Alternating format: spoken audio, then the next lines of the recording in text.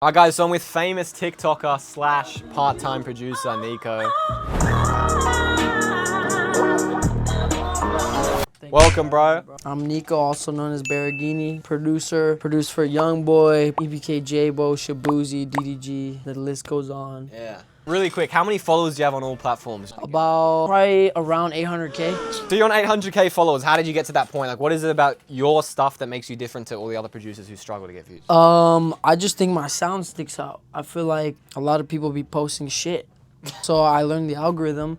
I learned that people's attention spans are like 0.5 seconds. Let's say you're watching this and you know you have good beats, Yeah. but you've been posting and like the videos haven't been doing well, and they're probably like, oh, you know what? It's probably Yeah, I the got first you. 0.5 It's seconds. consistency. If you're not posting every day, if you're posting once a month, that is probably why you're not blowing up. The first 5 seconds of your video should be the best part of your music. And also, your video shouldn't be too long unless your beat is absolutely insane. If I'm starting out, I'll probably aim from 20 to 30-second videos.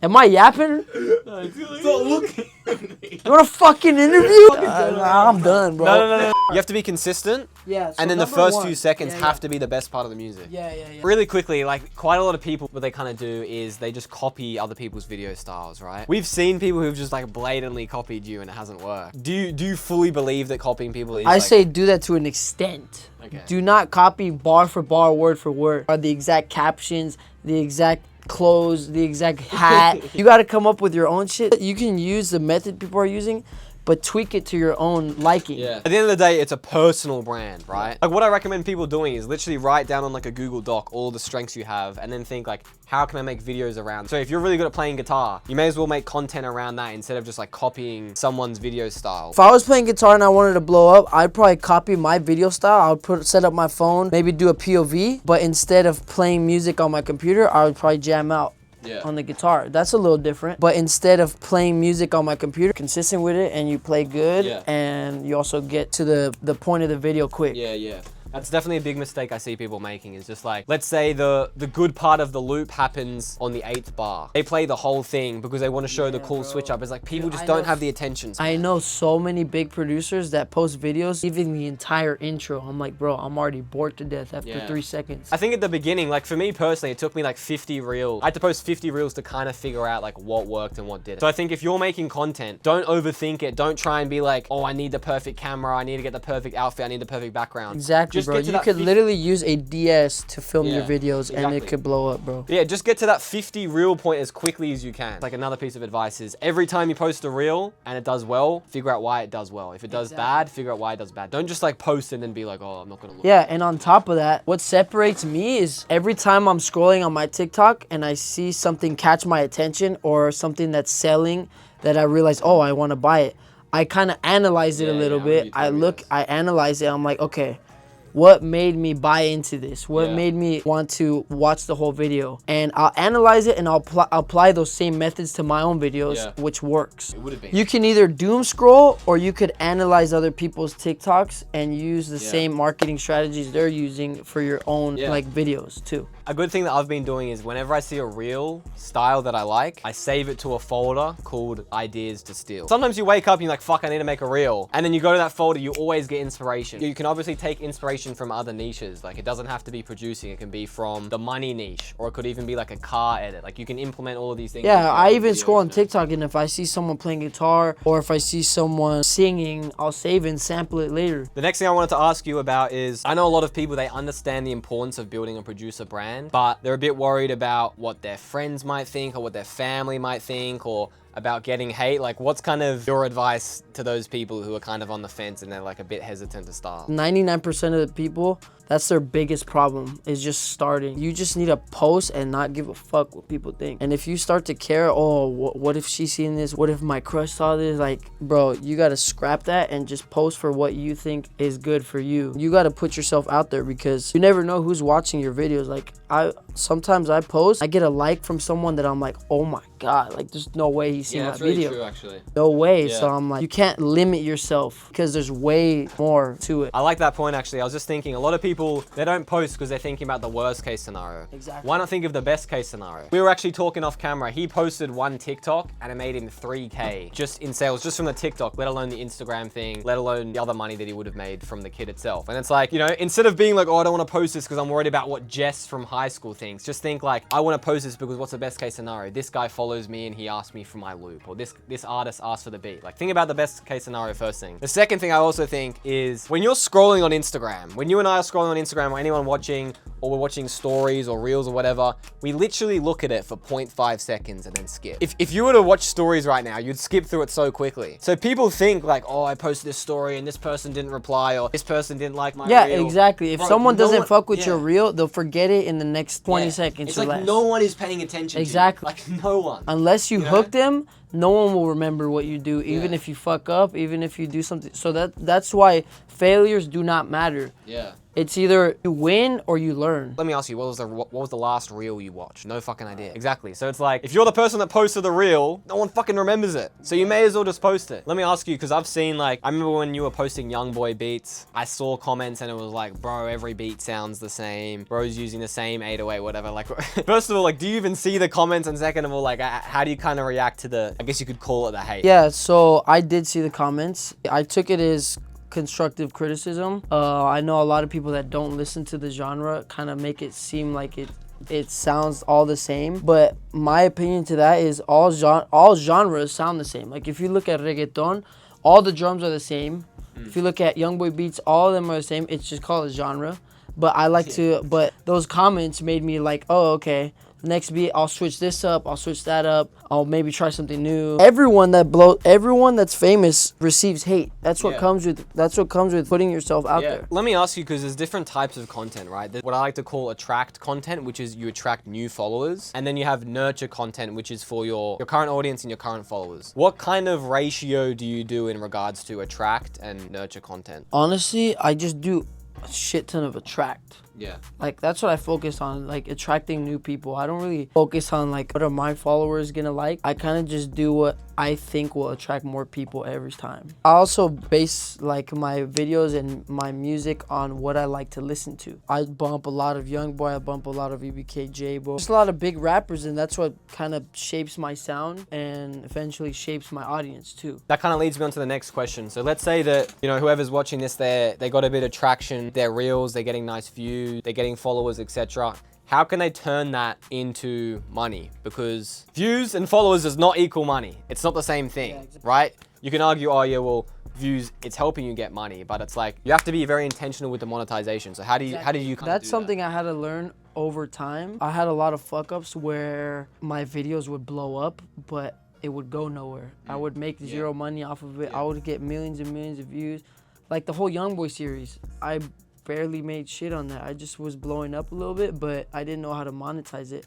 But over time, I realized, oh, I could use this traffic as a funnel into purchasing kits, purchasing beats, streaming my beats on all platforms. Your TikTok and Reels should be an ad every time to bring that type of audience somewhere to buy something you're selling. Move them closer to a sale. It doesn't have to be like straight from the reel to the beat store. A lot of people fuck up their videos by making the whole video about what they're trying to sell. So like the start of the video will be like, buy my beats. That will never work. You have to display something that people like, and at the end of the video or in the caption, be like, oh, if you like this, link in bio or comment this and I'll send it to you. It's like going to a bar and asking a girl to marry you straight away. Yeah, exactly. You have to lead them. You have to lead them there. For someone to spend money with you, like they have to be bought into the brand to an extent. Like this is another kind of point that I've learned recently is quite often people are buying from you and who you are as a person more so than the actual product. And I'll use an example that producers can relate to. Let's say Nick Mira, for example. Like, I don't know if you were producing when his kits were going crazy. People didn't buy those kits because there were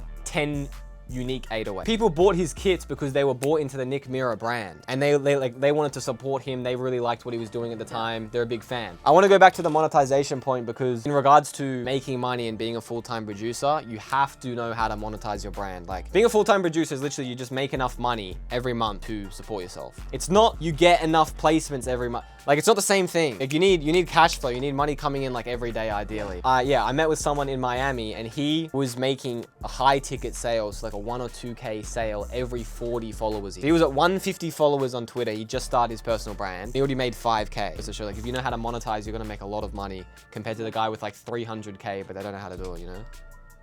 Sounds familiar. My light bulb moment was like, damn, all the YoungBoy beats that I was posting that was blowing up, I could have put them on streaming platforms. Instead of waiting for YoungBoy to hop on. I asked a bunch of friends, yo, should I drop all these on all platforms or should I wait for YoungBoy to hop on them? They would all be like, nah, don't drop it, don't drop it, don't drop it. You can probably wait for YoungBoy to hop on. YoungBoy hopped on none of them. Could have made way more putting on Apple Music. And that's another thing, like dropping beats by yourself, like on all platforms is the new wave. Like everyone is starting to hop on it. And that's where you're gonna make the most amount of money because these labels are fucking ripping you off, bro. And the comments started coming in like, hey, I don't wanna buy this beat on BeatStars. I wanna listen to it on Spotify. I wanna listen to it on Apple Music. Put it like this. If a beat went viral, I'll make way more money. I sent people to stream it rather than I sent people to buy the beat. I've definitely had a missed opportunity with that as well, bro. Because I had a real pop-off. I should have fucked. Is it the one with your mom?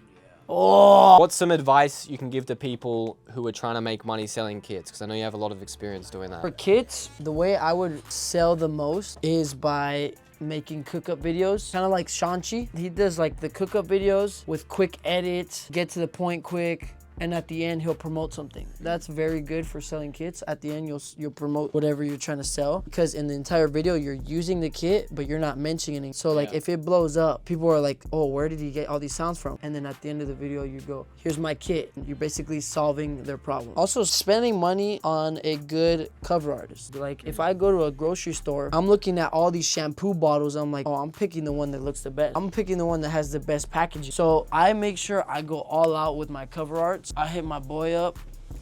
Ideogram.ai. Yeah, my boy Ideogram. That's too much, bro. That's too much sauce. Nah, you know what? We'll give it to you guys for free. Like, let me add to the marketing point a bit. So, first of all, social proof's really important. Like, an example that I can give you, let's say that someone bought the kit. They sent you a message. They said, bro, this is a really good kit. It's my favorite kit I've ever bought. Like, screenshot that. Add it to a folder on your phone called like testimonials for my drum kit. Put it on the website. Put it on your story.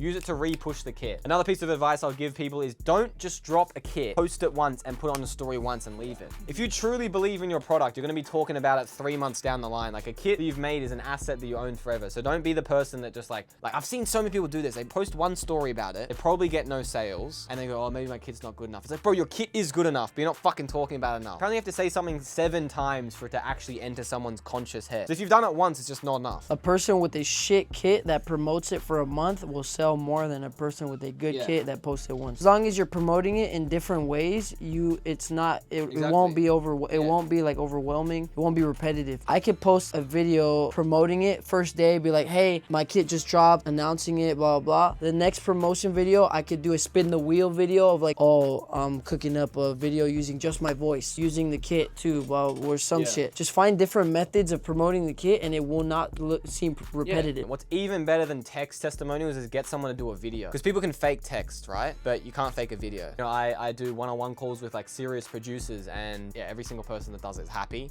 And I always ask them, I'm like, bro, would you mind doing a testimonial talking about your experience? And all of them do it because they're satisfied. And it's nice that it's a video because like it's a real person, right? Text can be fake. Like let's say you're selling a kit to someone in DMs. You could be like, listen, bro, like if you know you're gonna buy, I can give you a discount in exchange. Could you make me a video testimonial? Another big thing is over time, you want to throw in more discounts on your kits to give people an incentive to buy. Like use discounts to your advantage. Even with beats too, you could do for 2-for-1s, 3-for-1s, only for limited time. Use urgency too, like 50% off this kit for the next 24 hours or for the next 3 people that buy. The urgency thing's interesting, right? Because like I'm sure you guys have been on a website before and it has like some fucking big red timer and it's like if you don't act now, like your fucking family home's gonna get bombed. Everyone can see through that. So you just want to make sure when you're doing urgency, it's real. Like maybe you can give a reason behind it. I really like more than 50% off the 24 hours. I like it being a set number of people. And you can maybe make it be like, I'm not gonna lie, this kit is just way too powerful for it to be at this price point for everyone. So for only the really keen people who are serious about leveling up and the people who act fast, they can get it for. Yeah, you could also make your kits limited copies. So like. Yeah. I've seen Max Shooter do this before. Yeah, like only 30 of the. Oh, I'm only selling 30 of these. I think the biggest thing is people just don't market it enough. Like the money is in the sales and marketing of the product, not in the product itself. McDonald's makes more money than, you know, your fucking favorite bougie burger restaurant that no one really knows. Not because the burger is better, it's because their sales and marketing is on point. So you just kind of have to... You gotta study McDonald's, basically. Let me ask you a question. I'm a producer. I think my beats are already industry standard. They're up there, but I can't get a placement. What do I do? Yeah, so it's great that that person's already in the position where they have good enough beats, but that's like a small part of the larger equation, right? You need good music and you also need a good network to get placements. So if you got the good music part, that's great. That means you can focus on the network part, but you have to understand the networking part. And the biggest, most common mistake people make is they just expect to take. It's kind of like, you know, we walk into a restaurant, you open the door for me, and then we walk out of the restaurant and I expect you to open the door for me again, and I expect you to pay for the meal. When you're networking and you're messaging someone, put yourself in the shoes of the recipient and think, would I fucking respond to that message if I received it? And if the answer is no, then you have to kind of figure out what you're doing wrong. You have to provide some sort of value. The value can be presented in multiple forms. It doesn't have to be through an opportunity. It could be through you providing them some sort of favor, right? Like you could be someone with 13 followers, an AI looking Instagram account, and you could lock in with a big producer or a big artist purely by providing them some sort of value. I'll give you guys an example. There's a guy inside of my mentorship program and he knows how to make Discord servers. He messages the people he wants to work with and he's like, listen, bro, I see producers are making a lot of money and getting a lot of placements through Discord servers. I see you don't have one. I'd like to make you one for completely free. It's exactly how you're going to want it. And it always ends up in them collabing. And like this guy, he doesn't have to come with placements. He doesn't have to come with an opportunity, but he's opening the door for someone. And then on the way out, the person's opening the door for them. I would also argue that like building a relationship in that is key as well. Like if you're building, let's say for example, someone hit me up saying, I want to film you, I want to edit your stuff. I would also like a relationship with the dude,